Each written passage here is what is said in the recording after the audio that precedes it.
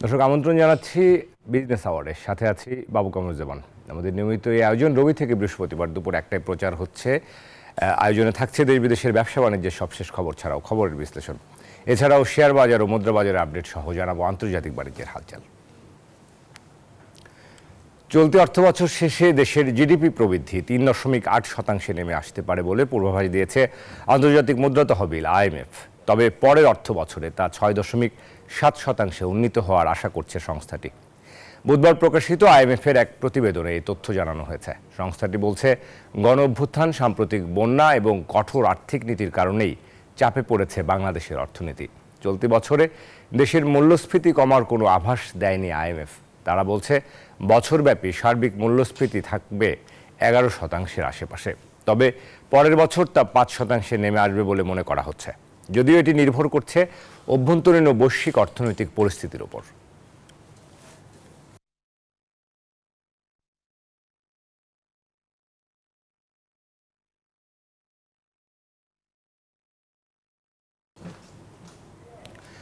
ঋণ চুক্তির $470 কোটি বাইরে বাংলাদেশকে অতিরিক্ত আরও $1 বিলিয়ন দেবে আন্তর্জাতিক মুদ্রা তহবিল IMF।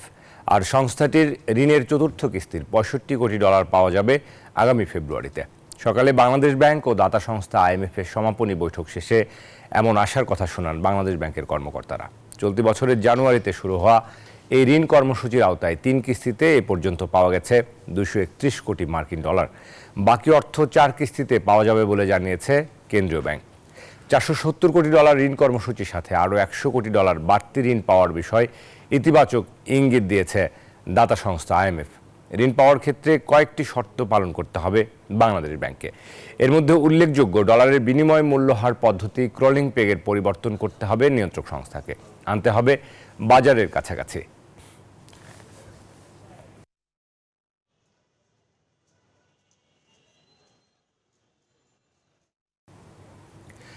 সুশাসনের অভাবেই নাজুক অবস্থায় পড়েছে চতুর্থ প্রজন্মের 13টি ব্যাংক। অস্বাস্থ্যকর প্রতিযোগিতার মাধ্যমে নামে বেনামে ঋণ দিয়ে বাজেভাবে ঋণ খেলাপি হয়েছে ব্যাংকগুলো। এই অবস্থা থেকে বেরিয়ে আসতে বাংলাদেশ ব্যাংকে জনগণের আস্থা পুনঃপ্রতিষ্ঠায় কার্যকর পদক্ষেপ নেওয়ার কথা বলছে ব্যাংক ও আর্থিক খাতের বিশ্লেষকরা। বুধবার BIBM-এর এক সেমিনারে এসব কথা বলেন বক্তারা। আরও জানাচ্ছেন মরিয়ম আজিজ মৌরিন। বিগত সরকারের সময়ে রাজনৈতিক সুবিধার অপব্যবহার করে অনুমোদন দেওয়া হয় একের পর এক ব্যাংক। অনিয়ম, লুটপাট আর সুশাসনের অভাবে রুগ্ন হয়ে পড়ে অনেক ব্যাংক।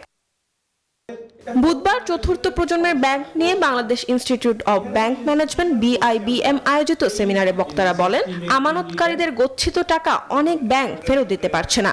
যাচাই বাছাই না করে নামে বেনামে ঋণ দেয়ায় ব্যাংকগুলো ঋণ খেলাপিতে জর্জরিত। সুশাসন না থাকায় এমন রুগ্ন দশা ব্যাংকগুলোর। গভর্নেন্সটাকে ব্রেক করে ফেলেছে পাওয়ারফুল বড়োয়ার যারা। এই পাওয়ারফুল বড়োয়ার দেখলে হবে না। ভবিষ্যতে ব্যাংকগুলো যদি এখন বাংলাদেশ ব্যাংক থেকে তাদেরকে সাস্টেইনেবল করার জন্য, তাদেরকে ভালো করার জন্য বাংলাদেশ ব্যাংক থেকে বিভিন্ন দেওয়া হয়েছে। আলোচকরা বলেন, বেশি লাভের আশায় প্রয়োজনীয় কাগজপত্র ছাড়াই ঋণ দিয়েছে ব্যাংকগুলো, যা আস্থার সংকট তৈরি করেছে ব্যাংক খাতে।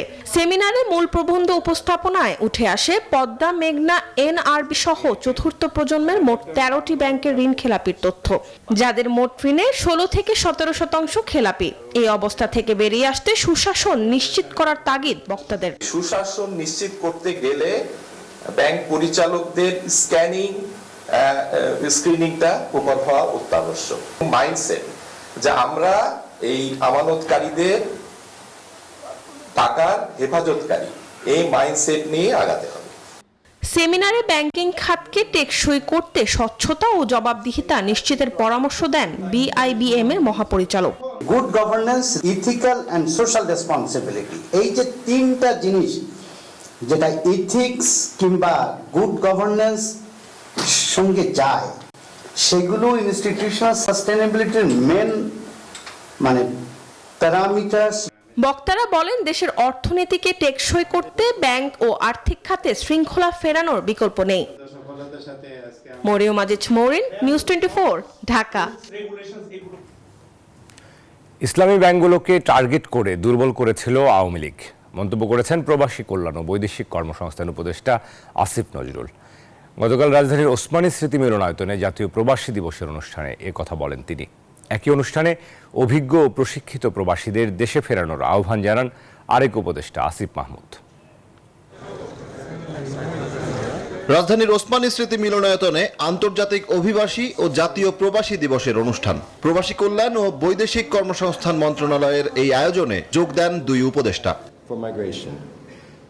শুরুতেই বক্তব্য রাখেন প্রবাসী প্রতিনিধিরা।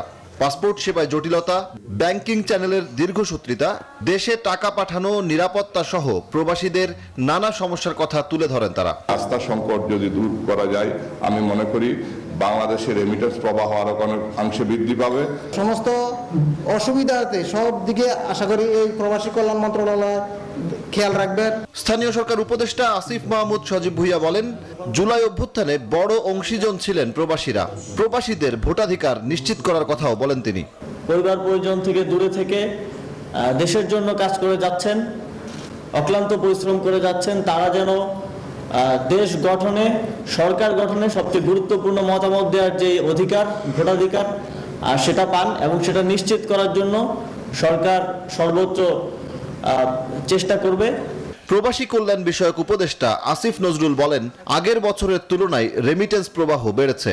অভিবাসন ব্যয় কমাতে কাজ চলছে বলেও জানান তিনি। প্রবাসীরা সবচেয়ে বেশি পছন্দ করে ইসলামী ব্যাংকগুলোতে টাকা পাঠাতে, আর ফ্যাসিস্ট হাসিনা সরকার লুট করার জন্য বেছে নিয়েছিল ইসলামী ব্যাংকগুলোকে। চেষ্টা করব আপনাদের হয়রানি কমার জন্য, আমাদের মন্ত্রণালয় থেকে যতটুকু করা সেটা করব। আমাদের আসলে মাইন্ডসেটটা পরিবর্তন করা দরকার। মাইন্ডসেট পরিবর্তন না করলে এটা সম্ভব না, আমরা যতই উপর থেকে নির্দেশ দিই। অনুষ্ঠানে রেমিটেন্স প্রবাহে গুরুত্বপূর্ণ ভূমিকা রাখায় 10 ব্যাংক ও আর্থিক প্রতিষ্ঠানকে সম্মাননা দেয়া হয়। সম্মান জানানো হয় 56 জন সিআইপিকে। সজল দাস, নিউজ 24, ঢাকা। পাইকারি বিক্রির বড় মোকাম বা চালকলে দাম বেড়েছে, তাই সারা দেশেই ফের অস্থির চালের খুচরা বাজার। ব্যবসায়ীরা বলছেন, মিল পর্যায়ে গত 2 সপ্তাহে 50 কেজির বস্তায় দাম বাড়তি 300 থেকে 350 টাকা পর্যন্ত। ভরা মৌসুম, তারপরও চালের এত দামে ক্রেতার নাভিশ্বাস বেড়েছে আরও খানিকটা। খুচরা পর্যায়ে সরু চালের দাম কেজিতে 3 থেকে 5 টাকা বেড়েছে। মোটা ও মাঝারি চালের দাম বেড়েছে 2 থেকে 3 টাকা। এদিকে চালকল মালিকদের দাবি, ধানের দাম বাড়ায় তারা চালের দাম বাড়িয়েছেন। 1 সপ্তাহ আগে সয়াবিন তেলের দাম লিটারে 8 টাকা করে বেড়েছে। আলু পেঁয়াজের দামও চড়া। এরই মধ্যে চালের দাম বাড়ায় আরও চিড়েচ্যাপ্টা সাধারণ মানুষ।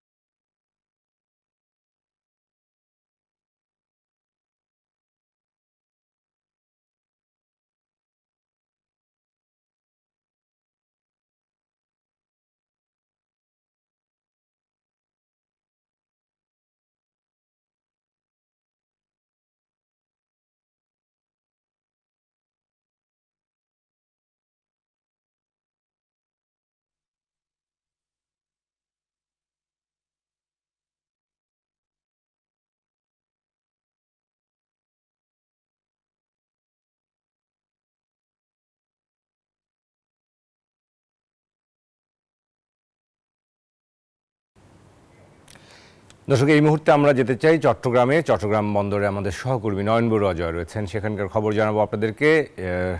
নয়ন বড়ুয়া জয়, আশা করি আমাকে শুনতে পাচ্ছেন। নয়ন বড়ুয়া জয়, আমরা জানি যে আজকে আপনি যেখানে রয়েছেন চট্টগ্রাম বন্দরের দীর্ঘদিনের পচনশীল অনেক বর্জ্য অপসারণের খবর আমরা জানতে পেরেছি। আমাদের একটু জানাবেন যে সেখানে আসলে কী ধরনের কার্যক্রম আসলে চলছে।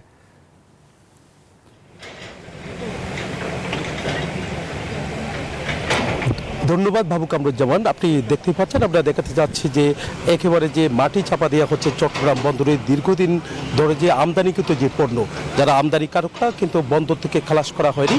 তবে এসব পণ্য কিন্তু নিলামে তোলার কথা ছিল, কিন্তু নিলামেও কিন্তু তোলা যায়নি, যেহেতু নিলামে বিক্রি হয়নি। তো এই কারণে কিন্তু একেবারে যেহেতু কাঁচা পণ্য আদা থেকে নিয়ে বিভিন্ন কিছু কেনা আছে, একের সাথে মাছ মাংস থেকে নিয়ে অনেক কিছু কেনা আছে বলে আমরা জানতে পেরেছি। তবে এখন ধ্বংস করা হচ্ছে 111 কন্টেনার টাকার কথা, তবে আজকে 9 কন্টেনার ধ্বংস করা শুরু হয়েছে বলে আমাদেরকে জানিয়েছেন। দেখতে পাচ্ছেন একেবারে মাটি চাপা দেওয়া হচ্ছে, যেহেতু আগে কিন্তু অন্য জায়গায় সাগর পাড়ে দেওয়া হতো, এবার বন্দর কর্তৃপক্ষের তাদের কিন্তু এই যে মাটি চাপার জন্য একটা জায়গা নির্ধারণ করা হয়েছে, এখানেই মাটি চাপা দেওয়া হচ্ছে। আমরা একটু কথা বলবো, আমার পাশে আছেন কাস্টমস কর্তৃপক্ষ আছেন, আমি একটু আপনার সাথে কথা বলতে চাচ্ছি। তো যেহেতু প্রতি মাসে আপনারা কিন্তু এরকম নিলামে তোলা কথা ছিল এসব পণ্যগুলো, তবে এসব পণ্য যে ধ্বংস হয়ে গেল, এখানে কত কন্টেনার পণ্য ধ্বংস হলো, কত কন্টেনার পণ্য বচে একেবারে নষ্ট হয়ে গেছে আমরা দেখলাম। এখানে আপনারা জানেন যে আমরা গত মাসে আমরা 21 কন্টেনার পণ্য ধ্বংস করেছিলাম, বিভিন্ন পচনশীল পণ্য যেগুলো আছে। এই মাসে আমরা প্রায় 123 কন্টেনার আমরা বাছাই করা হয়েছে, যেগুলি প্ল্যান কোয়ারেন্টাইন বা অন্যান্য অধিদপ্তরের পারমিশন আমরা নিয়েছি ধ্বংস করার জন্য। এর মধ্যে আজকে প্রথম দিনে আমরা 9 কন্টেনার পণ্য এখানে ধ্বংস করব। এখানে রসুন আছে, আদা আছে, জিঞ্জার আছে, কিছু বোধহয় শ্রিম্প আছে, বিভিন্ন ধরনের আইটেম মিলে আজকে 9 কন্টেনার আমরা পণ্য ধ্বংস করব। এবং এটা আমাদের এখন থেকে শুরু করে আমাদের এই কাজটা কন্টিনিউ চলতে থাকবে, যেহেতু 123 কন্টেনার আমাদের হয়তো এটা 1 সপ্তাহের মতো আমাদের লাগবে এটা শেষ করতে। 123 কন্টেনার আমরা সপ্তাহের মধ্যে শেষ করে ফেলবো। আমদানিকারকরা কি এসব পণ্য খালাস করেনি কেন? না, এটা তো বিভিন্ন সময় এগুলো অনেক আগে থাকতে অনেক আগে আমদানি করা হয়েছিল। বিভিন্ন সময় আমদানিকারককে এসসি জারি করা হয়েছে যে তার পণ্যটা তার অনুকূলে খালাস না করলে আমরা নিলামে চলে যাব বা ধ্বংসতে চলে যাব। তো যেগুলো আমাদের নিলামযোগ্য ছিল না, যে সেটা আপনার পানি সম্পদ অধিদপ্তর অথবা যেটা যেই এজেন্সির জন্য প্রযোজ্য, বা কোনোটা হচ্ছে প্ল্যান কোয়ারেন্টাইনের অনুমতি লাগে, কোনোটা বিএসটির অনুমতি লাগে, যেগুলি আমাদের অনুমতিগুলি নাই বা মেয়াদ চলে গিয়েছে, সেগুলো আমরা ধ্বংস কার্যক্রমে চলে গিয়েছে। একটু দেখাতে চাচ্ছি যে ধ্বংস করা হচ্ছে, মাটি চাপা দেওয়া হচ্ছে। দেখতে পাচ্ছেন একেবারে গর্ত করে মাটি চাপা দেওয়া হচ্ছে, যেন কোনো জায়গায় পরিবেশ না হয়। তবে এখানে কাস্টমসের যারা দায়িত্বরত আছে, এমনকি পরিবেশ অধিদপ্তর থেকে নিয়ে বন্দর কর্তৃপক্ষ, এমনকি পুলিশ প্রশাসনের তাদের যে প্রতিনিধি, তারাও কিন্তু ছুটে এসেছেন। তো এখানে তাদের উপস্থিতি কিন্তু আমরা দেখছি এইসব পণ্যগুলো তারা ধ্বংস করা হচ্ছে। তবে ধীরে ধীরে যে 111 কন্টেনার পণ্য রয়েছে এখানে, তো যেগুলো ধ্বংস প্রক্রিয়ার জন্য তাদের প্রস্তুতি নিয়েছেন। তবে আজকে 9 কন্টেনার তারা ধ্বংস শুরু করেছে। আমরা দেখছি আদা, এই যে একেবারে পড়ে আছে যে আদা, এগুলো আদা চট্টগ্রাম বন্দরে কন্টেনার ভর্তি ছিল, বিভিন্ন জায়গা থেকে তারা নিয়ে এসেছে। এসব কন্টেনার ভর্তি আদা কিন্তু এখানে একেবারে মাটি চাপা দেওয়া হচ্ছে। এখানে কোটি কোটি টাকার যে পণ্য, সে পণ্য একেবারে ধ্বংস করা হচ্ছে। যারা এসব পণ্য আমদানি করেছেন বিভিন্ন জায়গা থেকে, বিভিন্ন দেশ থেকে যারা আমদানি করেছেন, এই আমদানিকারকদের বিরুদ্ধে যে আইনি ব্যবস্থা নেওয়ার, সেটাও কিন্তু আসলে সম্ভব হয় না, যেহেতু অনেক পণ্য আনা হয়। যারা আমদানিকারক তাদের কিন্তু যেভাবে তাদের আইনি ব্যবস্থা নেওয়া হয়, তাদেরকে কিন্তু আসলে সেভাবে যোগাযোগ থাকে না। অনেক সময় কিন্তু তাদের অ্যাড্রেসের ক্ষেত্রে কিন্তু অনেকটা ভুল থাকে, ভুল তথ্য দিয়েও কিন্তু এসব পণ্য আনা হয়। তবে চট্টগ্রাম বন্দর আর কাস্টমস তারা প্রতি মাসে আমরা দেখি নিলামে তুলে যে পণ্যগুলো কিন্তু 1 মাসের মধ্যে খালাস করা না হয়, বন্দরে যে পড়ে থাকা 1 মাসের পর যখন খালাস না হয়, তখন কিন্তু নিলামে এইসব পণ্যগুলো নিলামে তোলার চেষ্টা করা হয়েছিল, কিন্তু দেখা যাচ্ছে সেভাবে নিলামেও কিন্তু বিক্রি হয় না। যখন বিক্রি হয় না, তখন কিন্তু এভাবে মাটি চাপা দিতে হয়, পুঁতে যেন পরিবেশ দূষণ না হয়। যে একটা দুর্গন্ধ ছড়ার কথা রয়েছে, সেভাবে যেন দুর্গন্ধ যেন কোনোভাবে ছড়িয়ে না পড়ে, সেদিকে মাথায় রেখে এবার মাটি চাপা দেওয়ার কার্যক্রম তারা শুরু করেছে বলে আমাদেরকে জানিয়েছেন কাস্টমস কর্তৃপক্ষ। একটু আগে যেমনটা আমরা জানিয়েছি, দেখানোর চেষ্টা করেছি, কাস্টমস কর্তৃপক্ষ যেমনটা আমাদেরকে জানিয়েছেন। দেখতে পাচ্ছেন, আমরা দেখছি একেবারে বিভিন্ন ফলও কিন্তু ধ্বংস করা হচ্ছে। আদার একের পর এক কাভার ভ্যান করে কিন্তু আনা হচ্ছে, এই ভ্যান করে এখানে এসে মাটিতে পুঁতে দেওয়া হচ্ছে বলে বলা যায়। কিন্তু প্রতিবারে কিন্তু আমরা দেখি কয়েক মাস পর পর কিন্তু আসলে এরকম ধ্বংসের কার্যক্রম তারা কাস্টম চালায়। এইবারও তার কোনো ব্যতিক্রম আমরা দেখছি না। তবে এবার যে কাস্টমস কর্তৃপক্ষ যেভাবে তারা আয়োজন করেছে, যে বন্দরের পাশে, এটা একেবারে নতুন জায়গা, যে চট্টগ্রাম বন্দর কর্তৃপক্ষ তারা নিজেরাই কিন্তু এখানে এখানে করেছেন। তো চট্টগ্রাম বন্দর কর্তৃপক্ষ যেহেতু এখানে চেয়েছেন, তো এখানে এই জন্য কিন্তু আমরা দেখছি এখানে এসে তারা কাজ চালাচ্ছেন। তবে আমরা একটু এখানে কাস্টমস কর্তৃপক্ষ যারা আছে তাদের সাথে আমরা কথা বলেছি, তারা যেমনটা জানিয়েছেন যে এসব যে পণ্যগুলো যারা খালাস করে না তাদেরকে আইনের আওতায় আনার জন্য তাদের চেষ্টা অব্যাহত রেখেছে বলে আমাদেরকে জানিয়েছেন। তো এই ছিল আমার এখানকার সর্বশেষ। ফিরে যাচ্ছি বাবুর কাছে। নয়ন বড়ুয়া অজয়, অনেক ধন্যবাদ আপনাকে আমাদের সঙ্গে যুক্ত হওয়ার জন্য। দর্শক, সহকর্মী নয়ন বড়ুয়া অজয় আমাদেরকে জানাচ্ছিলেন চট্টগ্রাম থেকে কার্গো থেকে যে দীর্ঘদিনের পচে যাওয়া পণ্য অপসারণ করা হচ্ছে, সেই অপসারণ প্রক্রিয়া এবং অপসারণের নানা বিষয় নিয়ে আমরা যাচ্ছি অন্যান্য সংবাদে। এই মুহূর্তে সচিবালয়ে আমাদের আরেক সহকর্মী ওয়ালিদ সাকিব রয়েছেন। আমরা জানি যে ঋণ চুক্তি 470 কোটি ডলারের বাইরে বাংলাদেশকে কিন্তু আরও $1 বিলিয়ন আন্তর্জাতিক মুদ্রা তহবিল দিবে, যে ইতিবাচক খবর মিলেছে। এবং সংস্থার চতুর্থ কিস্তির যে $65 কোটি পাওয়া যাবে আগামী ফেব্রুয়ারিতে, সেটি নিয়ে আজকে কিন্তু IMF-এর সাথে বৈঠক হয়েছে। সেই বৈঠক পরবর্তী ব্রিফিং আমরা আপডেট জানতে আমাদের সহকর্মী ওয়ালিদ সাকিবের কাছে যুক্ত হতে চাই। ওয়ালিদ, আশা করি আমাকে শুনতে পাচ্ছেন। আমাদেরকে একটু জানাবেন যে IMF আজকে আনুষ্ঠানিক বৈঠকের পর কি জানালেন আসলে?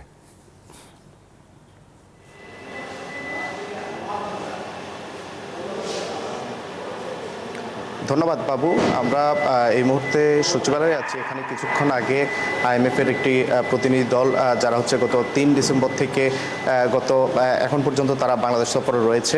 তো তারা হচ্ছে মূলত যে ঋণের চতুর্থ কিস্তি রয়েছে, আমরা জানি যে IMF-এর সাথে বাংলাদেশের $4.7 বিলিয়ন একটি ঋণ চুক্তি রয়েছে। সেই ঋণ চুক্তির যে তৃতীয় কিস্তি পর্যন্ত ছাড় হয়েছে, এখন চতুর্থ যে কিস্তি রয়েছে, এই চতুর্থ কিস্তি ছাড়ের আগে কিন্তু তারা বাংলাদেশের বিভিন্ন সংস্থার সাথে বসেছে। তারা বাংলাদেশ ব্যাংকের সাথে বৈঠক করেছে, অর্থ উপদেষ্টার সঙ্গে বসেছে, অর্থ মন্ত্রণালয়ের সঙ্গে তারা বসেছে, NBR-এর সঙ্গে তারা বসেছে।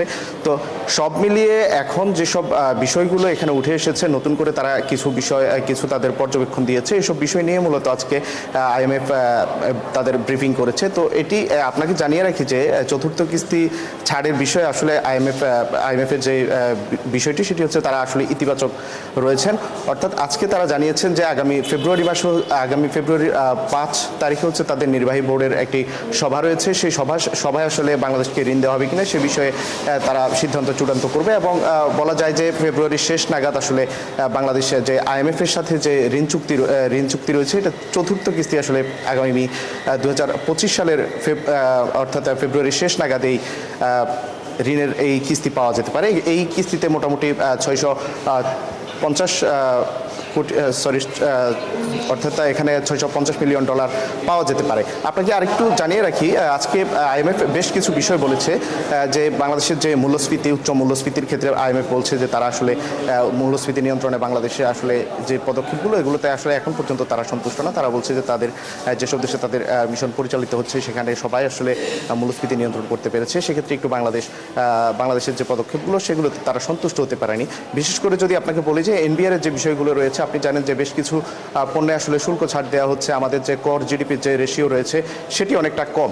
তো সব মিলিয়ে IMF বলছে যে কিছু নিত্য পণ্যে হয়তো শুল্ক ছাড় দেওয়া যেতে পারে, কিন্তু ওভারঅল আমরা যেভাবে একরকম গণহারে, যেটাকে বলা যায় যে গণহারে যে কর ছাড়ের একটা সংস্কৃতি বাংলাদেশে রয়েছে, সেই সংস্কৃতি থেকে বাংলাদেশকে বেরিয়ে আসার পরামর্শ তারা দিয়েছে। বাংলাদেশ ব্যাংক এবং ব্যাংকিং সেক্টরের বিষয়ে যদি বলি যে সাংবাদিকদের প্রশ্ন ছিল যে 22,500 কোটি টাকা যে ছাপিয়ে দুর্বল কিছু ব্যাংকে দেওয়া হচ্ছে, সেক্ষেত্রে মূল্যস্ফীতির উপর কোনো প্রভাব পড়বে কিনা। সেক্ষেত্রে IMF-এর বক্তব্য হচ্ছে যে পরিমাণ অর্থ আসলে বাংলাদেশ ব্যাংক বাজারে ছাড়ছে, সেটি ঠিক দ্রুত হচ্ছে বিল বা বন্ডের মাধ্যমে বাংলাদেশ ব্যাংক যে বক্তব্য দিচ্ছে, তারা তুলে নেওয়ার কথা বলছিল, সেটি দ্রুতই তুলে নিতে হবে, অন্যথায় হচ্ছে মূল্যস্ফীতি নিয়ন্ত্রণ করা জটিল হয়ে যাবে।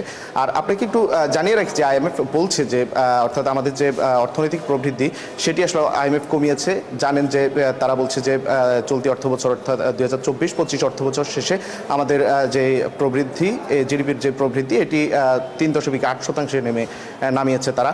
আর এছাড়া তারা আরেকটা যদি বলি যে পরের অর্থবছরের জন্য, অর্থাৎ 2025-26 অর্থবছরের জন্য যদি বলি, 2025-26 অর্থ বছরের ক্ষেত্রে এই জিডিপি কিছুটা বেড়ে অর্থাৎ 6 থেকে 7% উন্নীত হবে। তো বাবু, এই ছিল সচিবালয় থেকে আমার কাছে IMF-এর ব্রিফিং পরবর্তী সব শেষ। ওয়ালিদ আপনাকে অসংখ্য ধন্যবাদ জানাই। আমি ছোট্ট করে একটু জানতে চাইবো যে আইএমএফ এর প্রতিনিধি দল তো চলে গিয়েছে, তারা অনেক, আপনি বলছিলেন যে তারা বেশ কিছু অসঙ্গতির কথা জানিয়েছেন, বিশেষ করে এনবিআর এর ক্ষেত্রে, কিন্তু পাশাপাশি একদিকে তারা বেশ কিছু শর্তের কথাও বলেছেন, কিন্তু আবার তারা তো আমাদের যে ঋণ পরিশোধের সক্ষমতা বাংলাদেশের বা সার্বিকভাবে স্বস্তির বিষয়গুলো আসলে কি বলছেন? তারা তো আবার আমাদেরকে নতুন করে আরো 100 বিলিয়ন দেওয়ার কথাও বলছেন।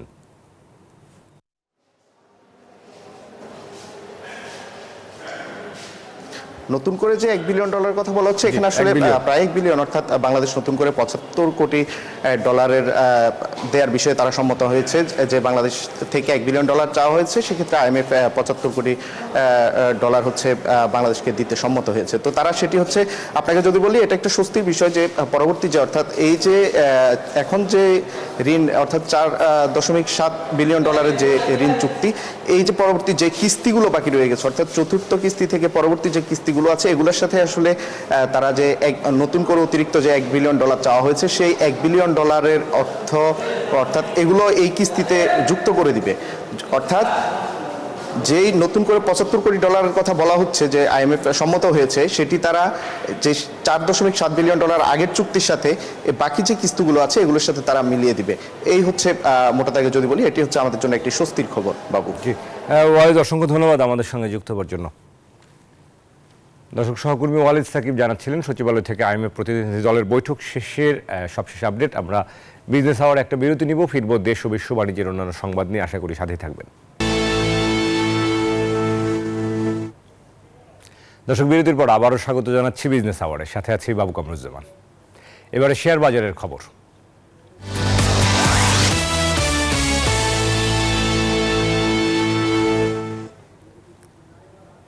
দর্শক, সপ্তাহের শেষ কর্মদিবসে আমরা পুঁজিবাজারের সব শেষ পরিস্থিতি আমরা দেখে নেব ঢাকা স্টক এক্সচেঞ্জের ওয়েবসাইট থেকে। আজকে কিন্তু লেনদেনে বেশ ধীর গতি আমরা সাম্প্রতিককালে দেখতে পাচ্ছি। পুঁজিবাজারের লেনদেনের আসলে খুব বেশি গতি ফিরছে না।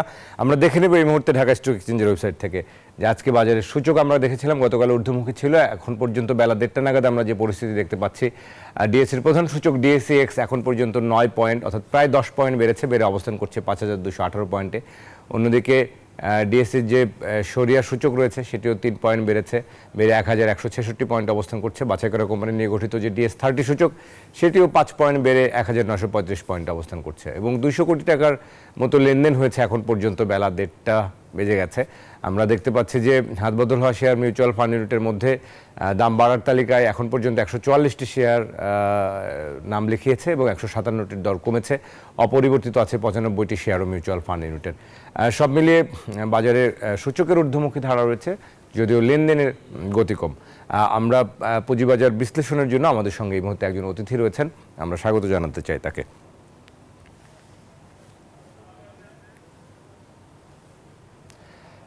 দর্শক, এই মুহূর্তে আমাদের সঙ্গে যুক্ত হচ্ছেন ডেইলি স্টারের সিনিয়র রিপোর্টার আহসান হাবিব। পুঁজিবাজার নিয়ে নিয়মিত কাজ করেন। আহসান হাবিবকে স্বাগত জানাতে চাই আমরা। আহসান হাবিব, আশা করি আমাকে শুনতে পাচ্ছেন। আহসান হাবিব, আপনি নিয়মিত পুঁজিবাজার নিয়ে কাজ করছেন, আমরা একটু মোটা দাগে জানতে চাইবো যে সাম্প্রতিককালে আসলে পুঁজিবাজার আমরা দেখতে পাচ্ছি যে সূচকের ঊর্ধ্বমুখী ধারা আমরা লক্ষ্য করছি, কিন্তু লেনদেনে তুলনামূলকভাবে গতিটা কম দেখতে পাচ্ছি, বা ভলিউমও কিছুটা কম। আপনার কাছে কি মনে হয় যে বাজারে কি আসলে বিক্রির চাপ কমে গেছে? ধন্যবাদ আমাকে কথা বলার সুযোগ দেওয়ার জন্য। আমার কাছে যেটা মনে হয়েছে যে মানুষের মধ্যে এখন পর্যন্ত কিছুটা অনিশ্চয়তা রয়েছে, আনসার্টেনিটি রয়েছে যে পলিটিক্যাল সিচুয়েশনটা কি হয়। এবং আপনি জানেন আমাদের ইকোনমিতে কিন্তু একটা বড় ধরনের চাপ যাচ্ছে। আমাদের যে লিস্টেড কোম্পানিগুলি, এই কোম্পানিগুলি কিন্তু ভালো ডিভিডেন্ড দিতে পারছে না, ভালো প্রফিট করতে পারছে না। এবং আপনি দেখেছেন যে গত এই চলতি অর্থ বছরের যে প্রথম প্রান্তিক, আমরা এই প্রথম প্রান্তিকে দেখেছি বেশিরভাগ কোম্পানির কিন্তু প্রফিট কমেছে, বেশিরভাগ কোম্পানির কিন্তু সেলস কমেছে। এটা খুব ইন্টারেস্টিং। এবং যখন লিস্টেড কোম্পানিগুলির আসলে প্রফিট কমে যায় বা সেলস কমে যায়, তখন কিন্তু সেটা তার শেয়ারের উপরে ইম্প্যাক্ট করবে, এটাই খুব স্বাভাবিক। এবং আমরা সেটা দেখেছিও অলরেডি। কিন্তু আমরা দেখেছি যে আমাদের বেশিরভাগ কোম্পানি গত কয়েকদিন ধরে একটু মন্দা গিয়েছে। তবে এই গত 2-3 দিনে একটু ভালো হচ্ছে, এর পেছনে একটা কারণ রয়েছে। আপনি জানেন আইসিবি প্রায় 3000 কোটি টাকা পেয়েছে সরকারের কাছ থেকে, এবং আইসিবি কিন্তু সরকারের এই কাছ থেকে যে টাকা পেয়েছে সেটি যেহেতু বাজারে ইনভেস্টমেন্ট করছে, সুতরাং এটার একটা পজিটিভ ইম্প্যাক্ট করেছে।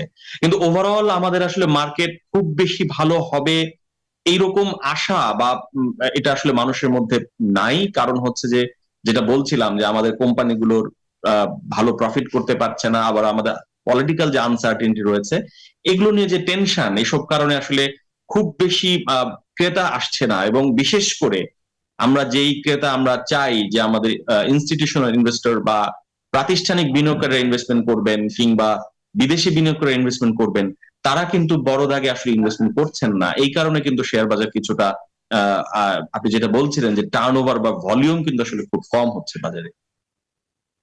আরেকটি বিষয় যে আমরা দেখেছি যে এই আন্দোলন পরবর্তী সময়ে অর্থাৎ এই গণঅভ্যুত্থান পরবর্তী সময়ে বেশ কিছু সংস্কার উদ্যোগ নেওয়া হয়েছে বিএসইসির পক্ষ থেকে। সার্বিকভাবে আসলে বিভিন্ন রকম সংস্কার উদ্যোগই তো আসলে নেওয়া হয়েছে, সংস্কার কমিশন গঠন করা হয়েছে, কিন্তু পুঁজিবাজারের যে সংস্কার উদ্যোগগুলো নেওয়া হয়েছিল আপনি রিপোর্ট করতে গিয়ে সেটি কি মনে হয়েছে? সেই সংস্কার উদ্যোগগুলো কি এখনো কার্যকর হচ্ছে না, অথবা সেগুলোর কোনো ইতিবাচক প্রভাব আসলে বাজারে ফেলছে না? আসলে সংস্কার কার্যক্রম যেটি বিএসসির পক্ষ থেকে এখন পর্যন্ত নেওয়া হয়েছে সেটি কিন্তু একটু লং টার্ম, একটু সময় লাগবে। আপনি জানেন যে একটি তদন্ত কমিটি গঠন করা হয়েছে যে এই পর্যন্ত শেয়ার বাজারে যত ধরনের অনিয়ম হয়েছে সেই জায়গাগুলোতে অ্যাড্রেস করার জন্য। সো এই ধরেন তদন্ত করতে হবে, সেগুলোকে সময় দিয়ে সেগুলোকে বের করে আনার এটা একটা সময়ের বিষয় রয়েছে। আরেকটি আপনি জানেন যে টাস্ক ফোর্স গঠন করা হয়েছে যে বিএসসির কি করা উচিত, কোন কোন জায়গায় চেঞ্জ আনতে হবে, কোথায় কোথায় পলিসিগত ভাবে আসলে পরিবর্তন দরকার, এই জায়গাগুলোতে টাস্ক ফোর্স বিএসসি কে পরামর্শ দিবে, সেই অনুযায়ী বিএসসি কাজ করবে। তো আমি যতটুকু জানি এখন পর্যন্ত টাস্ক ফোর্স কিন্তু অনেকের সাথে, স্টেক হোল্ডারদের সাথে বসছে, তাদের সাথে কথা বলছে যে কি করা উচিত কি করা উচিত নয়, এবং সেই অনুযায়ী তারা কিন্তু অলরেডি বিএসসির কাছে বিভিন্নভাবে অ্যাপ্রোচ করছেন, কিন্তু ফাইনালি তারা এখন পর্যন্ত কোনো কিছু দেয়নি বিএসসি এর কাছে। তো যখন বিএসসি কে এই বিষয়গুলি অ্যাড্রেস করবে তখন বিএসসি কিন্তু কাজ শুরু করবে।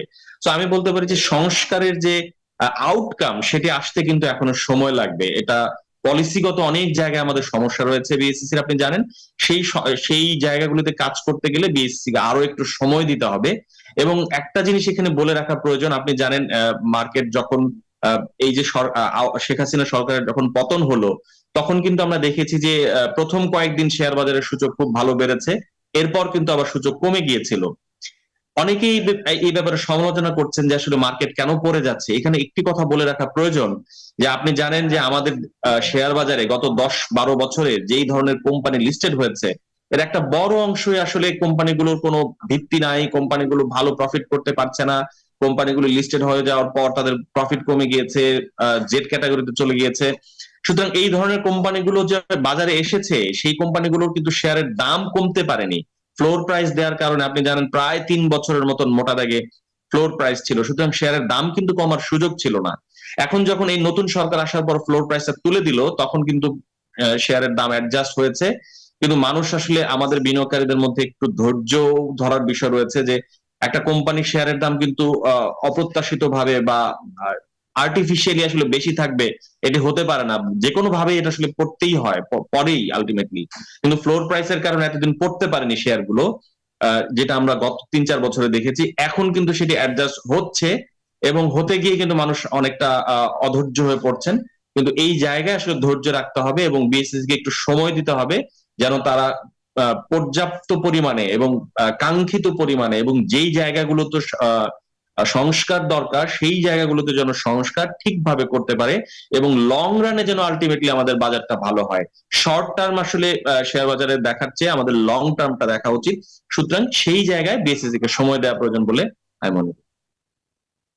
হাসান হাবিব, অনেক ধন্যবাদ আপনাকে আমাদেরকে সময় দেওয়ার জন্য। কিন্তু তার আগে সবশেষ একটা মন্তব্য আপনার কাছে নিতে চাই যে বাজার, আপনি বলছিলেন যে ন্যাচারালি যে অর্থাৎ আগে আমরা যে অর্থাৎ বিগত সরকারের সময়ে বাজারে সবসময় একটা ম্যানিপুলেশনের অভিযোগ শুনতাম, বাজার তার স্বাভাবিক পারফর্ম আসলে করতে পারতো না, কোনো না কোনোভাবে সেখানে আর্টিফিশিয়াল বিষয়গুলো চলে আসতো। এখন কি আপনার কাছে মনে হয় যে বাজারের যে অবস্থা তাতে করে বাজার সেখানে কোনো রকম ম্যানিপুলেশন ছাড়াই তার অর্থাৎ বাজারের যে ফ্লোটা সেখানে কোনো হস্তক্ষেপ আসলে নেই, এখন বাজার স্বাধীনভাবে সক্রিয়ভাবে কাজ করছে, সেই ফাংশনিং এর বিষয়টা একটু বলবেন কিনা? আপনি ঠিক বলেছেন একটি জায়গায় যে আসলে বাজারের যে স্বাভাবিক ফ্লো, এটিতে কিন্তু আমরা দেখেছি যে আগের সময়টাতে ব্যাপকভাবে বাধাগ্রস্ত হয়েছে। আমরা দেখেছি বিএসসিসির পক্ষ থেকে বিভিন্ন প্রাতিষ্ঠানিক বিনিয়োগকারীদেরকে ফোন করে নানানভাবে বলা হয়েছে যে আপনারা শেয়ার কেনেন, শেয়ার বিক্রি করবেন না, শেয়ার ধরে রাখেন, এই ধরনের বক্তব্য দেওয়া হতো, যেটি কোনোভাবে শেয়ার বাজারে প্রত্যাশিত নয়। শেয়ার বাজার চলবে মানুষের চাহিদা এবং যোগানের ভিত্তিতে। রেগুলেটর কখনো বলে দিতে পারে না যে আপনি শেয়ার কিনেন বা কিনবেন না। আমরা এমনটাও দেখেছি যে সেক্টর বলে দেয়া হচ্ছে বিএসসিসির পক্ষ থেকে যে এই সেক্টরে আপনারা বিনিয়োগ করেন। এটা কোনোভাবেই কাম্য নয়, কোনো দেশে এই ধরনের কিছু দেখা যায় না, আমাদের এখানে দেখেছি। এখন আপনি বলতে পারেন এখন কি সেটা হচ্ছে না? আমি এখন পর্যন্ত শুনি নাই যে বিএসসিসির পক্ষ থেকে বলা হচ্ছে যে আপনারা শেয়ার কেনেন। এটা একটা ভালো দিক। তবে এখনো বাজারে ম্যানুপুলেশন হচ্ছে কিনা সেই প্রশ্ন যদি আপনি আসেন, আমি বলবো যে শেয়ার বাজারে ম্যানুপুলেশন সব দেশেই হয়, কম আর বেশি। আমাদের দেশে যেই পরিমাণে ম্যানুপুলেশন আমরা দেখেছি গত 10-12 বছর বা 15 বছরে, সেটা আসলে অপ্রত্যাশিত। এখন আসি যে কেন আসলে এই ম্যানুপুলেশনটা হতো। আপনি জানেন যে আমাদের যখন ম্যানুপুলেশন হয় বিভিন্ন সময় বিএসসিসি কিন্তু তদন্তে সেটি ধরা পড়েছে, কিন্তু আপনি যদি দেখেন যে সেই জায়গায় কি পরিমাণ জরিমানা হয়েছে, আপনি খুব দুঃখ পাবেন সেটা শুনে যে কেউ যদি 1 কোটি টাকা ম্যানিপুলেশন থেকে প্রফিট করে তাকে জরিমানা করা হয়েছে হয়তো 20 লাখ টাকা। তার মানে তার 80 কোটি টাকা 80 লাখ টাকা কিন্তু আসলে লাভ হয়েছে ম্যানিপুলেশন থেকে। এটি বিশ্বের কোথাও এই ধরনের নজির নাই। বিশ্বের সব দেশ আমি বলবো না, আমি সব দেশের আইন আমি পড়িনি, আমি আমাদের পার্শ্ববর্তী দেশ এবং ভালো ভালো যে ডেভেলপ কান্ট্রি গুলো রয়েছে আমি সেগুলোর আইন দেখেছি। সেখানে বলা আছে আমাদের দেশে কোনো কেউ যদি ম্যানিপুলেশন করে স্টক মার্কেট থেকে, তার যে প্রফিট হবে প্রায় প্রত্যেকটা দেশে আমি দেখেছি তার 2 গুণ বা 3 গুণ পর্যন্ত তাকে জরিমানা করতে হয়। এর বাইরে গিয়ে তাকে জরিমানা করতে হয় এবং এর পাশাপাশি তাদেরকে কিন্তু আমরা দেখেছি জেল জরিমানার ইস্যু আছে, কিন্তু আমাদের দেশে আমরা সেটা দেখি নাই। এখনো এই কমিশন আসার পরেও আমরা দেখেছি বেক্সিমকোর ইস্যুতে, আমরা দেখেছি আরো 2-1টা ইস্যুতে যাদেরকে জরিমানা করা হয়েছে, কিন্তু তারা যেই পরিমাণ মুনাফা করেছে বা টাকা কামিয়েছে ম্যানিপুলেশন থেকে, তার চাইতে বেশি আসলে জরিমানা করা হয় নাই। জরিমানা যদি বেশি না হয়, মানুষ যদি পকেট থেকে টাকা দিতে না হয় ম্যানিপুলেশনের জন্য, তাহলে কিন্তু মানুষ আসলে ম্যানিপুলেশন বন্ধ করবে না। সে ভাববে যে আমি ম্যানিপুলেশন করে যদি ধরা পড়ি, আমার যেই প্রফিট করেছে আমি তার থেকে কিছু টাকা দিয়ে দিলাম, কিন্তু আলটিমেটলি তো আমার দিন শেষে লাভই হলো। সুতরাং জরিমানা করতে হবে এমন ভাবে, এমন দৃষ্টান্তমূলক ভাবে যেন মানুষ আসলে ভয় পায় যে এখানে আসলে জরিমানা আমার ম্যানিপুলেশন করা যাবে না। যদি আমি ম্যানিপুলেশনে যুক্ত হই তাহলে আমার জমি জামা বিক্রি করে হলেও আমাকে জরিমানার টাকা দিতে হবে, সেই জায়গায় যেতে হবে। আরেকটি বিষয় বলা প্রয়োজন, আমরা আগেও দেখেছি এখনো দেখছি যে বিভিন্ন জরিমানা করা হচ্ছে, কিন্তু তার আদায় কতটা হচ্ছে সেটা নিয়েও কিন্তু প্রশ্ন রয়েছে। আপনি জানেন আমাদের আইনের বিভিন্ন লু ফলস বের করে বিভিন্নভাবে আইনের হাতে ধরে তারা কিন্তু আমরা দেখেছি অনেকেই ঠিকভাবে জরিমানা দেন না, অনেকেই অনেক দিন পর্যন্ত এটা ঝুলায় রাখেন। এই জিনিসগুলোতে আসলে অ্যাড্রেস করা প্রয়োজন। খুব দ্রুততার সাথে এই জিনিসগুলোকে যদি অ্যাড্রেস করা না হয় আসলে ম্যানিপুলেশন কমবে না। অনেক ধন্যবাদ আহসান হাবিব। অর্থাৎ বাজারে যে এখানেও একটা গভর্নেন্সের প্রশ্ন চলে আসে, আসলে সুশাসন প্রতিষ্ঠার বিষয়টা চলে আসে। আমরা আশা করব যে এই গভর্নেন্সগুলো আস্তে আস্তে বাজারে আসবে এবং বাজার স্বাভাবিক হবে এবং বিনিয়োগকারীদের আস্থা ফিরবে। আপনাকে অসংখ্য ধন্যবাদ আবারও আমাদেরকে সময় দেওয়ার জন্য। দর্শক, আমাদের সঙ্গে যুক্ত ছিলেন Ahsan Habib, Daily Star senior reporter, পুঁজিবাজার নিয়ে নিয়মিত কাজ করেন। আমরা যুক্ত ছিলাম সরাসরি। এখন যাচ্ছে অন্যান্য সংবাদে। এবারে মুদ্রা বাজার পরিস্থিতি আপনাদেরকে জানাবো। সোনালী ব্যাংকের সূত্র ধরে আমরা দেখে নেব যে প্রধান মুদ্রার আজকের বিনিময় মূল্য মার্কিন ডলার 119 টাকায় কিনে 120 টাকায় বিক্রি করা হচ্ছে অফিসিয়াল রেট। ইউরো 127 টাকায় কিনে 132 টাকায় বিক্রি করা হচ্ছে। অন্যদিকে পাউন্ড আছে 150 টাকায় কিনে 155 টাকায় বিক্রি হচ্ছে। চীনা ইউয়ান 15 টাকায় 50 পয়সায় কিনে 17 টাকা 30 পয়সায় বিক্রি হচ্ছে। সৌদি রিয়াল 32 টাকায় কিনে 32 টাকা 90 পয়সায় বিক্রি করা হচ্ছে। আর ভারতীয় রুপি রয়েছে 1 টাকা 35 পয়সা ক্রয় মূল্য, বিক্রি মূল্য 1 টাকা 45 পয়সা। এবারে স্বর্ণের দাম দেখে নেব। আন্তর্জাতিক বাজারের সাথে সমন্বয় করে বাংলাদেশ জুয়েলার্স অ্যাসোসিয়েশন নিয়মিত যে তথ্য দিয়ে থাকেন, 22 ক্যারেটের সব থেকে ভালো মানের স্বর্ণ এখন প্রতি ভরি 1,40,500 টাকা। 21 ক্যারেটের স্বর্ণের দাম পড়বে 1,34,000 টাকা প্রতি ভরি। 18 ক্যারেটের স্বর্ণের দাম পড়বে 1,15,000 টাকা। অন্যদিকে সনাতন স্বর্ণ রয়েছে, সেটি 94,000 টাকা প্রতি ভরি। পাশে গ্রাম প্রতি দাম দেখানো আছে। আমরা রূপার দাম দেখে নেব। রূপার বাজার অপরিবর্তিতই আছে। আমরা দেখেছিলাম যে মাঝে একবার শুধু পরিবর্তন হয়েছে। 22 ক্যারেটের সব থেকে ভালো মানের রূপা এখন 2500 টাকা ভরি। 21 ক্যারেটের রূপার দাম পড়বে 2400 টাকার কিছু বেশি। 18 ক্যারেটের রূপার দাম পড়বে 2100 টাকা। সনাতন রূপার দাম পড়বে 1586 টাকা প্রতি ভরি। দর্শক, এই ছিল আমাদের কাছে স্বর্ণ মুদ্রা রূপার বাজারের আপডেট, সবশেষ দরদাম। বিজনেস আওয়ারের সময় হলো একটা বিরতি নেবার, ফিরবো দেশ ও বিশ্ব বাণিজ্যের খবর নিয়ে। আশা করি সাথে থাকবেন। দর্শক, বিরতির পর আরও একবার স্বাগত জানাচ্ছি বিজনেস আওয়ারে, সাথে আছি বাবু কামরুজ্জামান। নিত্যপণ্যের বাজারের খবর জানাতে উত্তরার কামারপাড়ায় আছেন আমাদের সহকর্মী নাজমুল হুদা। তার কাছ থেকে বাজারের সবশেষ পরিস্থিতি জানবো। নাজমুল, আশা করি আমাকে শুনতে পাচ্ছেন। আমরা একটু বাজার পরিস্থিতি আমাদেরকে জানাবেন, যে সরবরাহ পরিস্থিতি এবং ক্রেতারা আসলে কি বলছেন দাম নিয়ে, যদি এখন শীতকালীন সবজিতে বাজার ভরপুর থাকার কথা।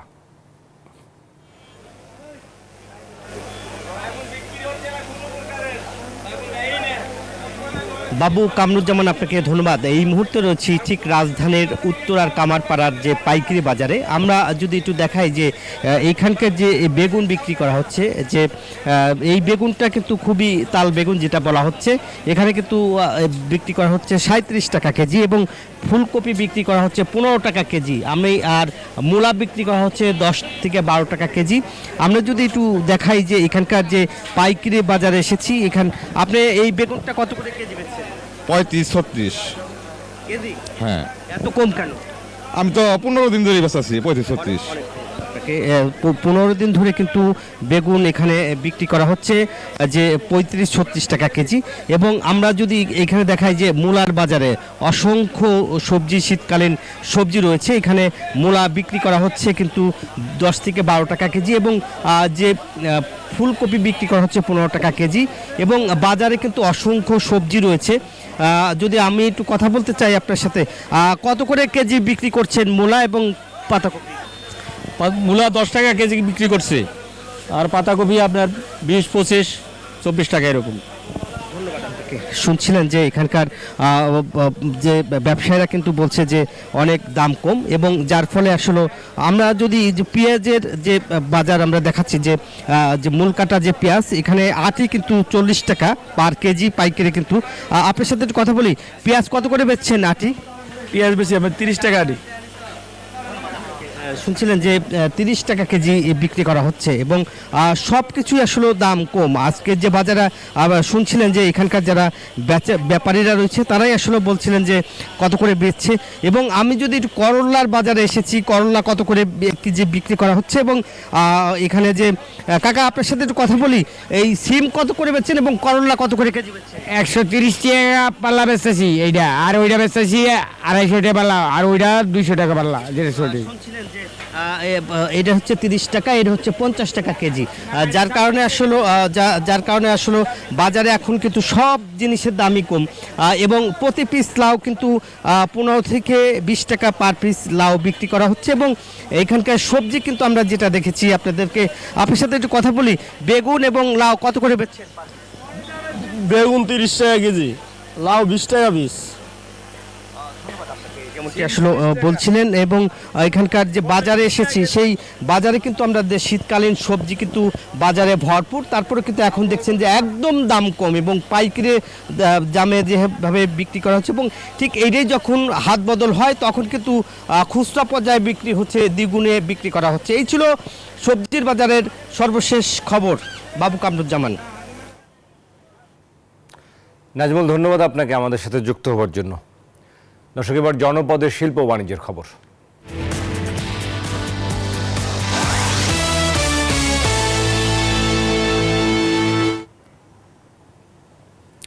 ধানের জমিতে শূন্য চাষ পদ্ধতিতে সরিষার আবাদ করে বাড়তি লাভের স্বপ্ন দেখছেন শেরপুরের কৃষকরা। এই পদ্ধতিতে আমন ধান কাটার আগে সরিষা ছিটানো হয়। এতে একদিকে চাষের খরচ কমছে, অন্যদিকে অন্তত 15 দিন আগে শুরু করা যাচ্ছে বোরোর আবাদ। একই জমিতে 3 ফসল উৎপাদন করে লাভবান হচ্ছেন কৃষকরা। সরিষার আবাদ বাড়াতে কৃষককে প্রণোদনা দিচ্ছে কৃষি বিভাগ। শেরপুর থেকে জুবাইদুল ইসলামের পাঠানো তথ্য, ছবিতে ডেস্ক রিপোর্ট। হলুদ চাদরে ছেয়ে আছে শেরপুরের বিভিন্ন উপজেলার বিস্তীর্ণ মাঠ। ঝলমল আলোয় সরিষার হলুদ আভা মন কাড়বে যে কারো। চলতি বছর শূন্য চাষ পদ্ধতিতে চাষিদের সরিষা আবাদে উদ্বুদ্ধ করছে কৃষি বিভাগ। এই পদ্ধতিতে আমন ধান কাটার আগেই জমিতে সরিষার বীজ ছিটিয়ে দেন কৃষক। এতে জমি চাষের খরচ হয় না। বোরো ধান রোপণ করা যায় অন্তত 15 দিন আগে। অক্টোবর মাসে বন্যাতে আমাদের কৃষি ধান নষ্ট হয়ে গেছে, এই জন্য বিনা চাষে আমরা সরিষা করছি। চাষের হাল বাইতে খরচ আসলে খরচটা বেঁচে গেলাম। সরিষা পরিচর্যায় ব্যস্ত কৃষক। এই পদ্ধতিতে সরিষা আবাদ করায় একই জমিতে 3টি ফসল পাচ্ছেন কৃষক। বিনা চাষে এটা সরিষা হয়েছে, এতে আমরা দেখা যাচ্ছে যে খুব ভালো সরিষা হয়েছে। সরিষা তো ভালোই দেখা যাচ্ছে, খারাপ না। দেশে ভোজ্য তেলের চাহিদা মেটাতে শূন্য চাষে সরিষা আবাদে কৃষকদের উদ্বুদ্ধ করা হচ্ছে বলে জানিয়েছে কৃষি বিভাগ। আমরা এই প্রযুক্তিটা আমাদের কৃষকদের মাঝে দ্রুতগতির বিস্তারের জন্য আমরা কাজ করতেছি। ইতিমধ্যে তাদেরকে আমরা বিভিন্ন কৃষক সমাবেশ করছি, তাদেরকে প্রশিক্ষণ প্রদান করা হচ্ছে, তাদেরকে আমরা লিফলেটের মাধ্যমে এই শূন্য চাষ এবং জিলে চাষে উদ্যোগ করতেছি। এবছর জেলায় 18,720 হেক্টর জমিতে সরিষা আবাদের লক্ষ্যমাত্রা নির্ধারণ করা হয়েছে। এর মধ্যে শূন্য চাষে সরিষা আবাদ হয়েছে 2,420 হেক্টর জমিতে। Desk report, news 24। এবারে বিশ্ব বাণিজ্যের খবর।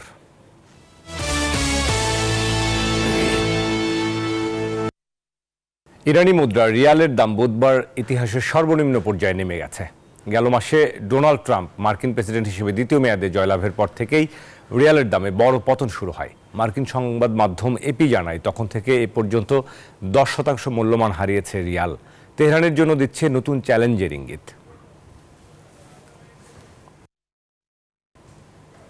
দর্শক, এই ছিল বিজনেস আওয়ারের এখনকার আয়োজন। এতক্ষণ সাথে থাকার জন্য সবাইকে ধন্যবাদ।